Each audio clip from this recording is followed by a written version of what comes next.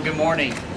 This morning at approximately 4:30, the Seguin Police Department, with other numerous agencies, including numerous federal, state, and local agencies, began an execution of search and arrest warrants for known Mexican Mafia members in this region. Jointly we conducted approximately 9 arrest and search warrants. It was very positive results at each and every location. We have seized a number of a significant quantity of narcotics, weapons, miniguns, and cash as well. In addition, we've made numerous arrests with some of our federal partners as well.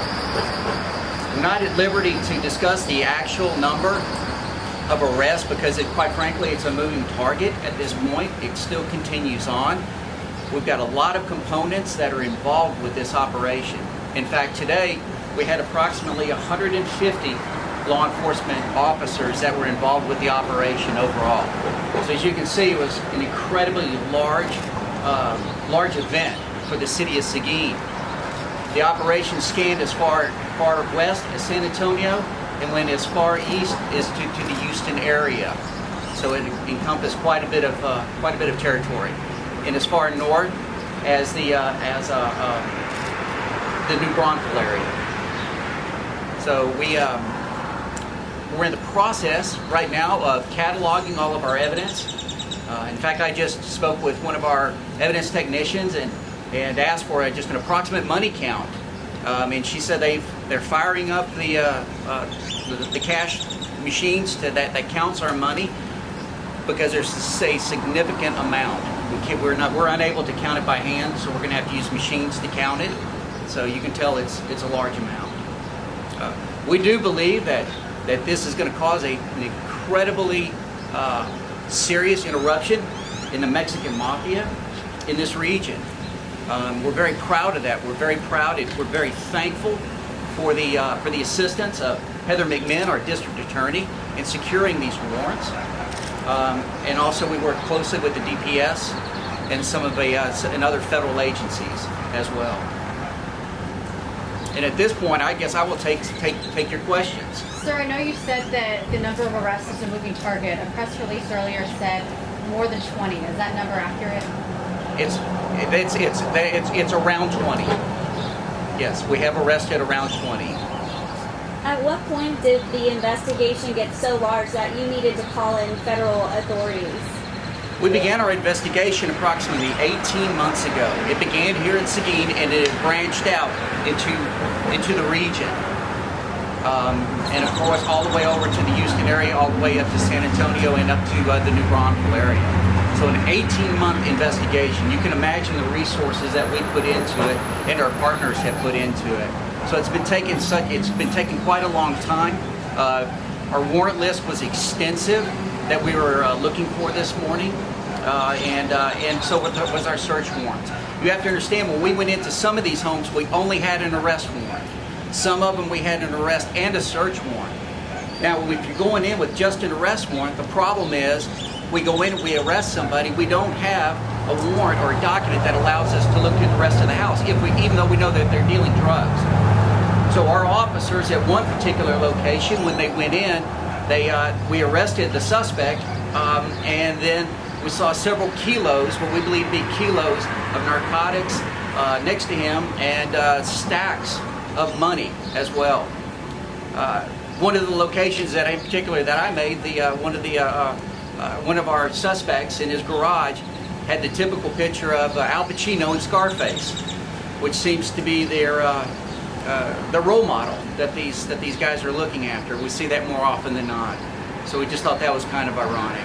Can you share any information on the identity of the suspects, ages, females, any? Everyone that we arrested today was a male. As far as the ages, they range anywhere from 23 to approximately 50 years old. They are all known Mexican Mafia gang members. And if you know anything about the Mexican Mafia, they're a vicious, vicious gang. And our philosophy in Seguin and in this region is not my community, not here.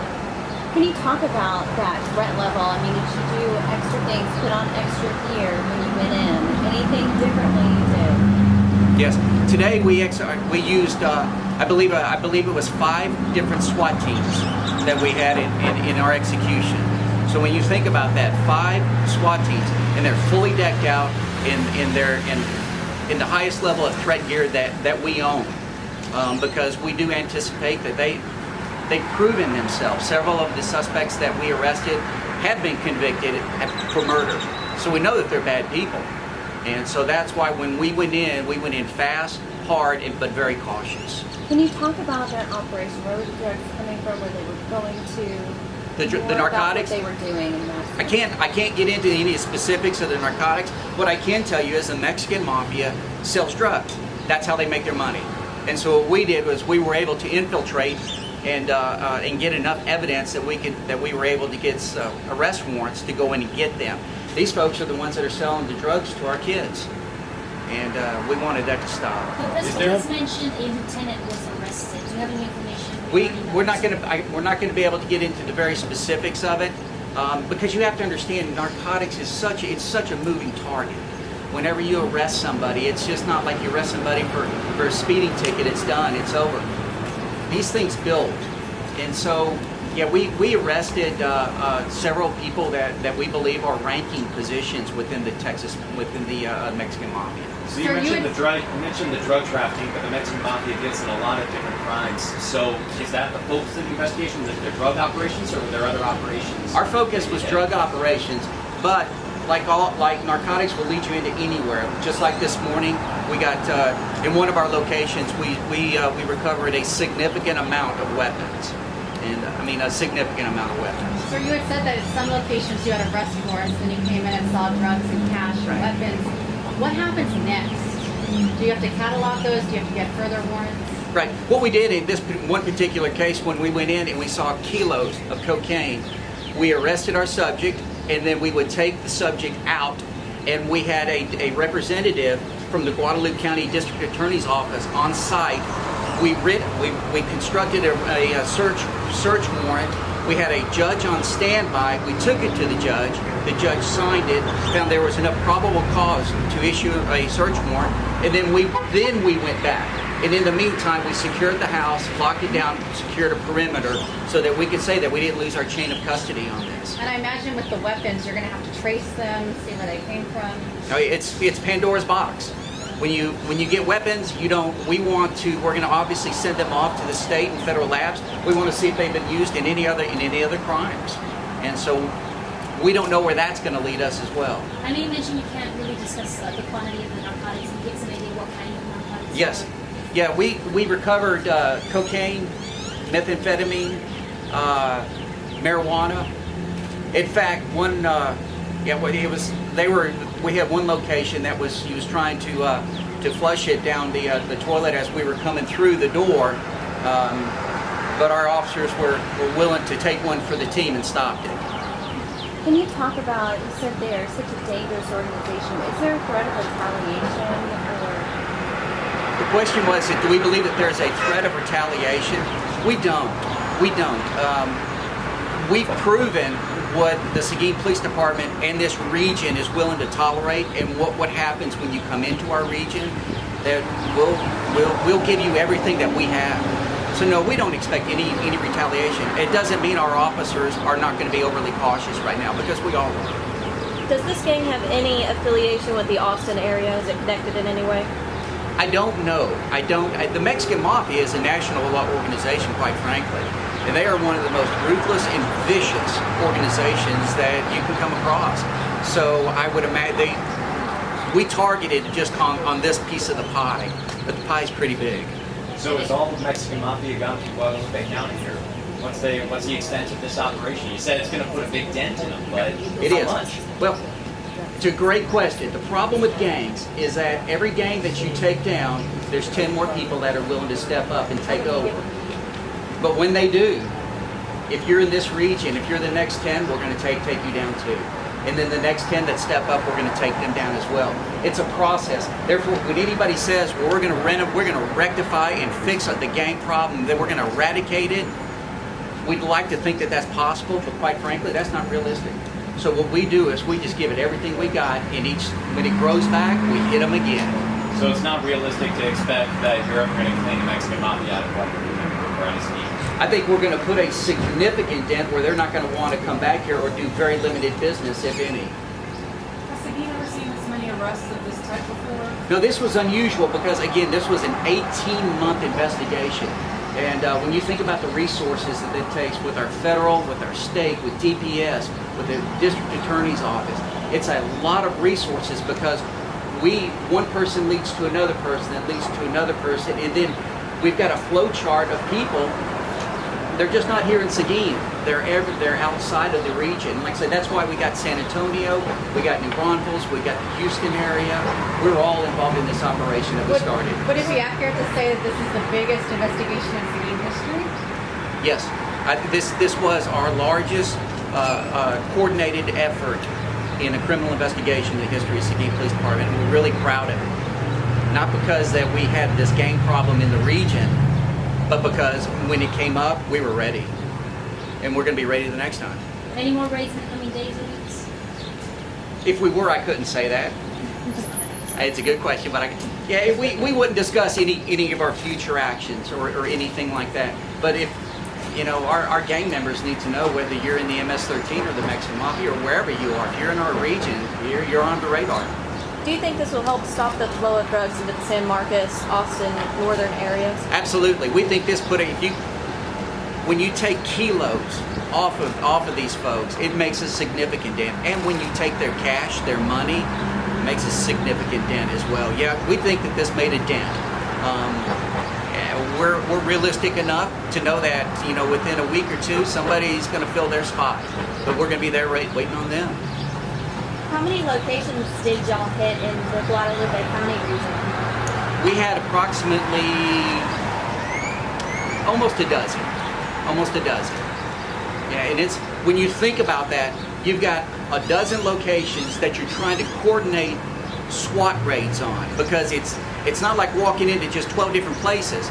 I've got to have a SWAT team and support for that, which means we got to recon. I've got to have all this recon on this. We got to know exactly what we're going into. We've got to have briefings. So we've been preparing for this for quite some time. In one of our briefings this week, just in team leaders, we had over 100 people. That was just in team leaders. How many specifically in Seguin? In what? In the city of Seguin, how many locations? It's inside of Seguin, I believe it was 8. You mentioned you were ready. Are the gangs moving more into outlying areas like Seguin rather than into bigger cities? I don't think that there's a movement out of the highly populated cities. I don't believe that there's a movement for that. I believe that there's a better realization on local law enforcement, and I believe that our tools are getting better. And I believe our laws are getting better when we can file on organized criminal activity in addition to narcotics charges and things like that. And since 9/11, our interagency cooperation is phenomenal. So we work well with our federal partners, and so we share information. We didn't do that 15 years ago. So you feel it's always been around, it's just now you're finally starting. Right, I think so. So you said 9 arrests and search warrants, or 9? Approximately, yes. So you were able to hit multiple locations on those warrants? Yes. Is that correct? Yes. So how many, you said it went New Braunfels, San Antonio, Houston, then obviously here in Guadalupe County, you said almost a dozen. How many places in total on those 9 warrants? How many total places? How many did you hit today? Throughout all? We hit every one of them. Okay, but you said a dozen locations, so there's more than just the warrant number. So how many locations total this morning hit? I mean, it's that we've already hit. We've approximately hit about a dozen locations today. We hit a dozen today. Oh, I thought that was just in the county. Yeah. No, we hit about a dozen today.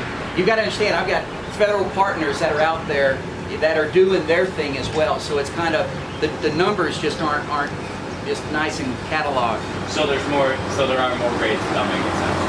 Well, no, we're always going to be looking for them. We're always, so I couldn't say whether or not we have additional warrants and stuff. But we, once we leave here today, we go back to work and try to get more gang members. And the release said that federal conspiracy charge is also in the mix. You talking about RICO there? yes.